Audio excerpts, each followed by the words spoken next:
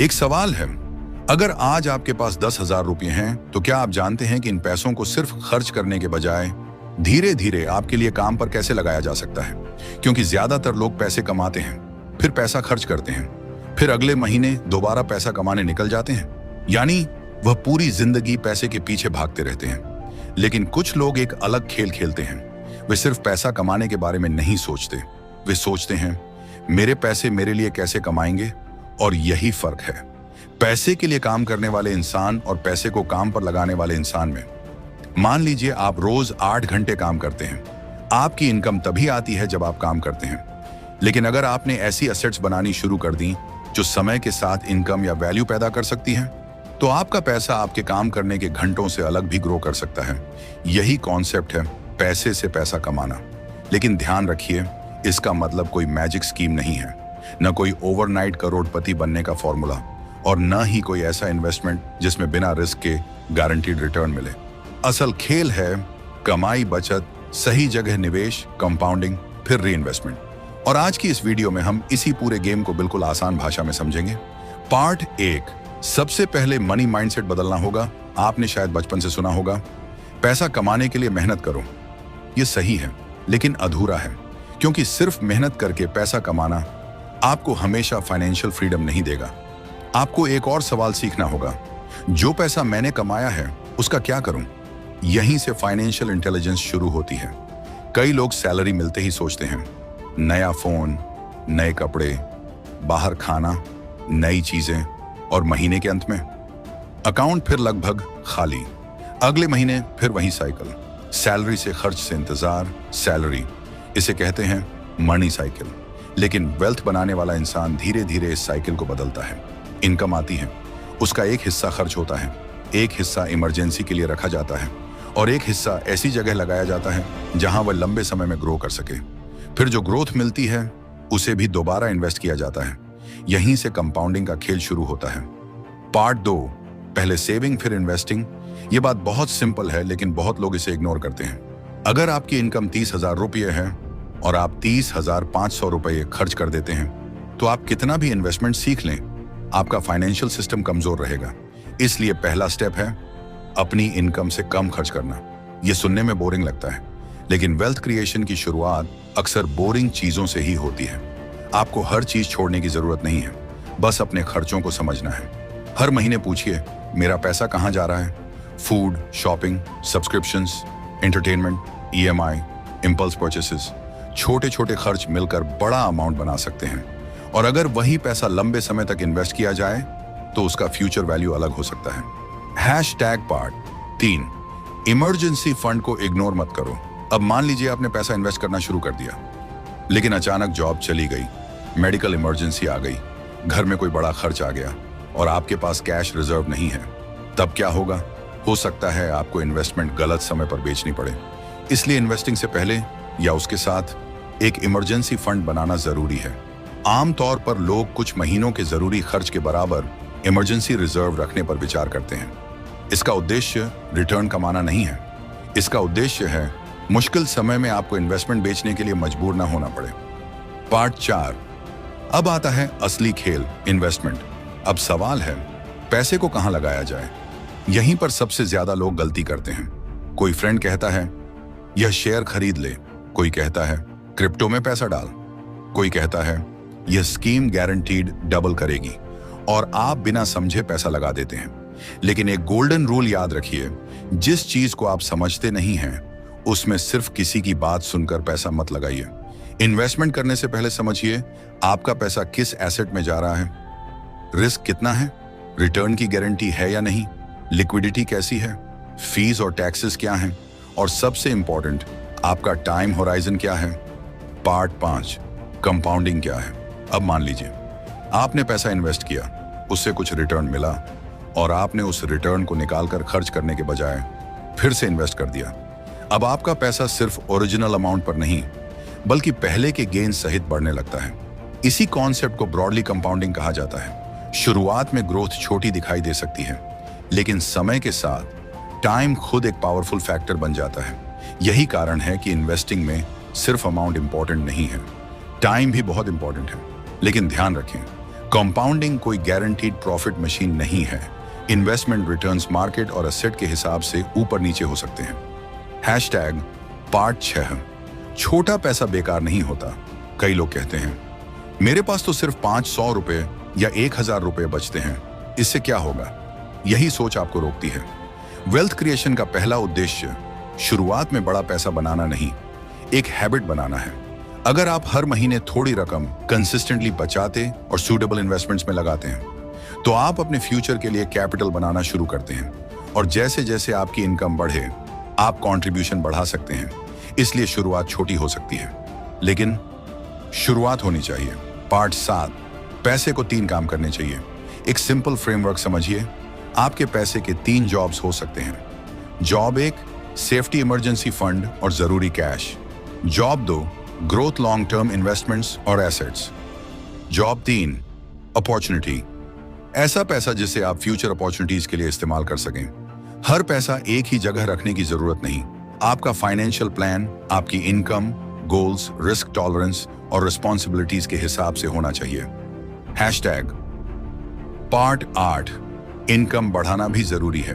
अब एक बहुत इंपॉर्टेंट बात, अगर आपकी इनकम बहुत कम है तो सिर्फ इन्वेस्टमेंट से बहुत बड़ा बदलाव जल्दी करना मुश्किल हो सकता है। मान लीजिए कोई व्यक्ति 20,000 रुपये कमाता है, उसमें से वह 1,000 रुपये इन्वेस्ट करता है। दूसरा व्यक्ति 1,000 रुपये नहीं बल्कि अपनी स्किल इंप्रूव करके इनकम को 20,000 रुपये से 35,000 रुपये तक ले जाता है। फिर वह ज्यादा बचत और इन्वेस्टमेंट कर सकता है। इसलिए शुरुआत में आपका सबसे वैल्यूएबल एसेट शायद आपकी स्किल हो। Communication, sales, digital skills, content creation, programming, design, marketing, कोई टेक्निकल स्किल, कोई ऐसा काम जिसकी मार्केट में डिमांड हो। आपकी अर्निंग पावर बढ़ती है तो इन्वेस्टिंग के लिए अवेलेबल कैपिटल भी बढ़ सकता है। Hash part 9। पैसा कमाओ फिर एसेट्स बनाओ। अब एक बड़ा डिफरेंस समझिए। कुछ चीजें आपके पैसे को लगातार बाहर ले जाती हैं और कुछ एसेट्स फ्यूचर में इनकम या वैल्यू क्रिएट कर सकती हैं। उदाहरण के लिए एक स्किल आपको ज्यादा इनकम कमाने में मदद कर सकती है। एक बिजनेस प्रॉफिट जनरेट कर सकता है। कुछ financial assets long term wealth creation का हिस्सा हो सकते हैं। लेकिन हर इन्वेस्टमेंट हर व्यक्ति के लिए सही नहीं होती। इसलिए सिर्फ एसेट शब्द सुनकर कोई भी चीज मत खरीदिए। समझिए, रिसर्च कीजिए और रिस्क को पहचानिए। पार्ट 10। सबसे खतरनाक चीज, जल्दी अमीर बनने की चाह। अब यहां सावधान हो जाइए। अगर कोई आपसे कहे 10,000 रुपये लगाओ और 30 दिन में 1,00,000 रुपए, तो आपका पहला रिएक्शन एक्साइटमेंट नहीं होना चाहिए। आपका पहला रिएक्शन होना चाहिए रिस्क क्या है। अगर कोई कहे गारंटीड रिटर्न, पूछिए वो गारंटी कौन दे रहा है और कैसे। अगर कोई कहे जीरो रिस्क ह्यूज प्रॉफिट, तो सावधान हो जाइए, क्योंकि फाइनेंस की दुनिया में हाई रिटर्न के साथ अक्सर हाई रिस्क भी जुड़ा होता है। और जो व्यक्ति आपको सिर्फ प्रॉफिट दिखा रहा है लेकिन रिस्क नहीं बता रहा, उससे दूरी रखना समझदारी हो सकती है। पार्ट 11। पैसा बचाने से ज्यादा जरूरी है मनी लीक्स रोकना। कई बार इनकम बढ़ाने से पहले आपको मनी लीक्स बंद करने चाहिए। सब्सक्रिप्शन जिसे आप यूज नहीं करते, impulse shopping, unnecessary EMI, credit card का अनकंट्रोल्ड इस्तेमाल, हर वीकेंड अननेसेसरी स्पेंडिंग, छोटे छोटे खर्च बार बार पूरे साल में बड़ा अमाउंट बन सकते हैं। इसलिए हर महीने एक सवाल पूछिए, क्या यह खर्च मेरी जिंदगी को वैल्यू दे रहा है? अगर हाँ, ठीक है। अगर नहीं, तो शायद वही पैसा आपके फ्यूचर के लिए बेहतर काम कर सकता है। पार्ट 12। रिच दिखना और रिच बनना अलग है। आज सोशल मीडिया पर एक प्रॉब्लम है। हम देखते हैं महंगी car, luxury watch, big house, foreign trip, और हमें लगता है ये इंसान बहुत अमीर है। लेकिन असली वेल्थ सिर्फ दिखावे से नहीं पता चलती। कोई व्यक्ति एक्सपेंसिव चीजें खरीद सकता है लेकिन डेट में हो सकता है। दूसरा व्यक्ति सिंपल लाइफ जी सकता है लेकिन उसके पास स्ट्रॉन्ग सेविंग्स और इन्वेस्टमेंट्स हो सकते हैं। इसलिए रिच दिखने की कोशिश मत कीजिए, फाइनेंशियली स्ट्रॉन्ग बनने की कोशिश कीजिए, क्योंकि दिखावा दूसरों को इंप्रेस करता है लेकिन वेल्थ आपको फ्रीडम देती है। पार्ट 13। पैसे को काम पर लगाने का लॉन्ग टर्म गेम मान लीजिए आपने आज से शुरुआत की। पहले कुछ महीनों में आपको शायद बहुत बड़ा डिफरेंस दिखाई न दे, फिर 1 साल, फिर कुछ साल, धीरे धीरे आपकी सेविंग्स बढ़ती हैं, इन्वेस्टमेंट्स बढ़ते हैं, इनकम बढ़ती है, इन्वेस्टमेंट कंट्रीब्यूशन बढ़ता है, फिर रिटर्न्स भी आपके टोटल कैपिटल पर काम करने लगते हैं। यानी एक समय के बाद आप अकेले नहीं कमा रहे होते, आपका कैपिटल भी आपके साथ काम कर रहा होता है। यही है money working for you. Part 14। लेकिन रिस्क को कभी इग्नोर मत करना। यह वीडियो आपको इन्वेस्टमेंट करने के लिए कोई स्पेसिफिक स्टॉक या स्कीम रिकमेंड नहीं कर रहा, क्योंकि कोई भी इन्वेस्टमेंट यूनिवर्सली सेफ नहीं होती। आपको अपने फाइनेंशियल गोल्स और रिस्क कैपेसिटी के हिसाब से डिसीजन लेना चाहिए। और अगर आपको किसी इन्वेस्टमेंट की समझ नहीं है तो पहले सीखिए। जरूरत हो तो क्वालिफाइड फाइनेंशियल प्रोफेशनल से सलाह लीजिए, क्योंकि पैसा कमाने में सालों लग सकते हैं, लेकिन गलत डिसीजन कुछ दिनों में बहुत नुकसान कर सकता है। पार्ट 15। आज से आपका मनी सिस्टम अब एक सिंपल सिस्टम बनाइए। जब भी इनकम आए, सबसे पहले पैसा खर्च करने की बजाय अपनी फाइनेंशियल प्रायोरिटीज तय कीजिए। स्टेप 1, इनकम ट्रैक करो। स्टेप 2, नेसेसरी एक्सपेंसेस निकालो। स्टेप 3, इमरजेंसी फंड बनाओ। स्टेप 4, हाई इंटरेस्ट डेट को सीरियसली एड्रेस करो। स्टेप 5, लॉन्ग टर्म इन्वेस्टिंग शुरू करने से पहले बेसिक्स सीखो। स्टेप 6, कंसिस्टेंट रहो। स्टेप 7, इनकम बढ़ाने पर काम करो। और सबसे जरूरी, हर साल अपने फाइनेंशियल सिस्टम को रिव्यू करो।